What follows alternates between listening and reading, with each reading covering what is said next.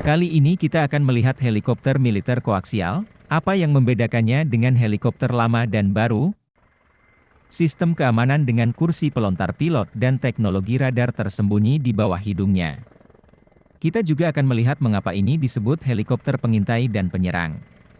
Persenjataannya lah yang memberikan nama sebagai aligator penyerang.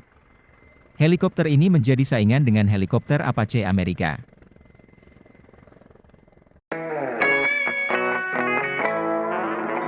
Kamov K-52 Alligator adalah helikopter tempur segala cuaca. NATO memberi nama Hokum B menjadi Ka-52 Alligator yang merupakan versi upgrade dari helikopter Ka-50 Black Shark. Helikopter ini dapat menyerang target udara kecepatan rendah serta target darat lapis baja. Mari kita lihat baling-baling koaksial dari helikopter ini dan cara kerjanya. Sebagian besar baling-baling utama helikopter berputar searah maupun berlawanan dengan arah jarum jam. Hal ini dapat menghasilkan gaya angkat pada helikopter. Untuk meningkatkan stabilitas pada helikopter umumnya menggunakan baling-baling ekor untuk memberikan gaya lawan untuk mendorong torsi baling-baling utama helikopter. Kegagalan pada baling-baling ekor dapat mengakibatkan helikopter kehilangan kendali dan jatuh. Baling-baling koaksial adalah salah satu ide kreatif yang dibuat untuk sepenuhnya menggantikan fungsi baling-baling ekor. Helikopter dengan motor koaksial memiliki dua baling-baling yang ditempatkan posisi atas dan bawah.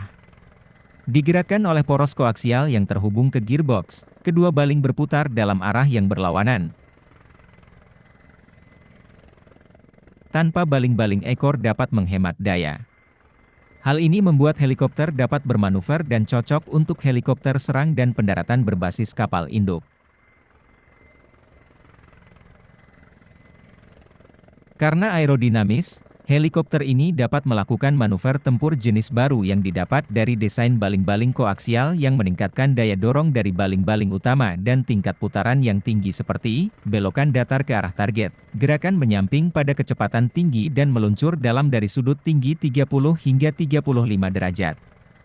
Pusarannya adalah salah satu alasan utama untuk keuntungan dari baling koaksial.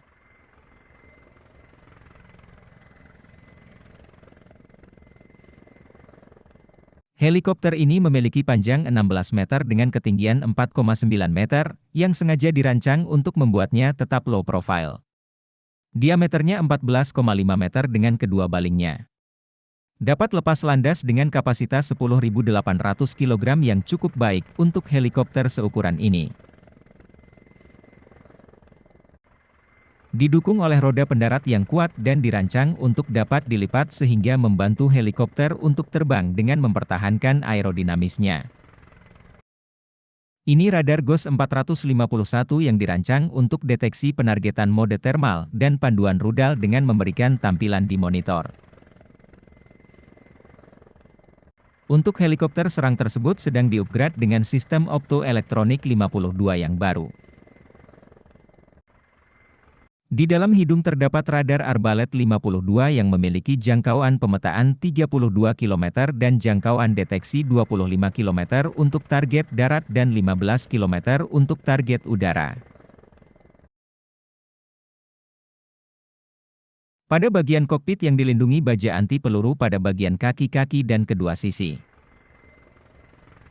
Juga memiliki kaca anti peluru yang dapat melindungi dari kaliber rendah. Menariknya helikopter ini memiliki kursi pelontar. Mari kita lihat cara kerjanya. Kanopi kokpit terbuka dan baling-baling akan terlepas. Kemudian roket ini aktif untuk mengeluarkan pilot dan kopilot ke jarak yang aman. Hal ini dimungkinkan dapat menyelamatkan para kru. Pada sisi kiri terdapat senapan mesin otomatis kaliber 40 hingga 30 mm. Meriam ini juga digunakan sebagai senjata utama di kendaraan lapis baja tempur ringan BMP ini. Seperti yang dapat Anda lihat, meriam ini sangat besar jika dibandingkan dengan orang dewasa, memiliki ukuran 3 meter dan panjang laras 2,416 meter dengan jangkauan 4 km dengan 400 peluru per menit. Dirancang untuk menyerang target lapis baja dan tembok pertahanan. Dapat membentuk sudut parsial 30 hingga 35 derajat ke bawah, dan sisinya bisa berputar sekitar 9 derajat. Dibanding dengan helikopter Apache, Senapan mesinnya bisa bergerak hampir 180 derajat. Kami akan membahas Apache pada video berikutnya. Sekarang, mari kita lihat persenjataannya yang membuatnya menjadi helikopter serang. Dapat membawa 6 perangkat tabung persenjataan. Lihat yang satu ini, rudal Aviation S8, yang dapat memuat roket dengan hulu ledak, dengan motor roket blok nozzle dan rakitan sirip yang dapat terbuka saat ditembakkan. Rudal ini dirancang untuk menghancurkan target darat dengan menembak setidaknya 4 hingga 5 roket sekaligus untuk meningkatkan peluang mengenai musuh. Rudal ini dapat menjangkau jarak 3 hingga 4 km, dan mampu menembus ketebalan 400 mm.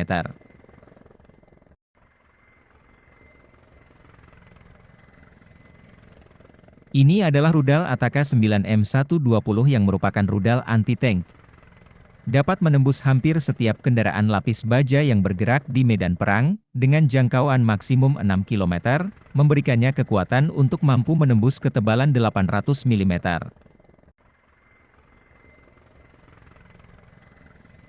Rudal Feature 9K121 yang khusus dibuat untuk helikopter serang serta jet tempur. Dirancang untuk menyerang target darat yang vital termasuk target lapis baja. Dilengkapi dengan bahan peledak reaktif eksplosif seperti M1M Amerika ini dan kendaraan tempur lapis baja berat lainnya dengan jangkauan hingga 8 km ketika ditembakkan dari helikopter dan mampu menembus maksimum 1000 mm. Ini adalah rudal Igla S yang dirancang untuk menghancurkan target terbang rendah. Dengan jangkauan 6 km yang menariknya telah diadaptasi dari peluncur rudal Manpad Igla S. Rudal ini mirip dengan rudal udara Amerika, akan kita bahas pada video berikutnya. Dengan sistem pertahanan udara yang dirancang untuk melindungi pesawat dari rudal anti-pesawat dengan radar inframerah. Ini adalah peluncur suar otomatis, yang aktif ketika rudal ditembakkan ke helikopter. Pada bagian atas ini terdapat dua mesin besar TV3 117 VMA. Mesin turboshaft ini membuat helikopter mampu mencapai kecepatan maksimum 300 km per jam dengan kecepatan jelajah 260 km per jam. Jika salah satu mesin rusak atau ditembak mesin lainnya masih bisa membawa helikopter ke pangkalan. Mari kita lihat perbandingan singkat dengan helikopter Apache Amerika. KA-52 memiliki tingkat naik 52 kaki per detik, sedangkan helikopter Apache memiliki tingkat naik 39 kaki per detik. Ini menunjukkan daya angkat mesin ini. Semua daya itu disuplai oleh 4 tangki bahan bakar yang terpisah, terdapat 3 di belakang badan pesawat dan 1 di belakang kokpit. Mengapa ini disebut helikopter serang? Hal ini dikarenakan helikopter menyediakan target pengintaian, distribusi dan data penunjukan target ke helikopter yang berinteraksi ke pos komando pasukan darat. Ini adalah kokpit helikopter KA-52, memiliki fungsi yang hampir sama pilot maupun sebagai petugas sistem senjata. Helikopter ini juga dapat bertindak sebagai pos komando terbang di atas kapal. Sistem radar memungkinkan helikopter untuk secara efektif melakukan misi tempur bahkan di lingkungan yang terkena gangguan elektronik.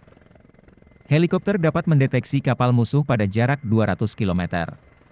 Nantikan pembahasan helikopter Apache, lihat kembali helikopter M24.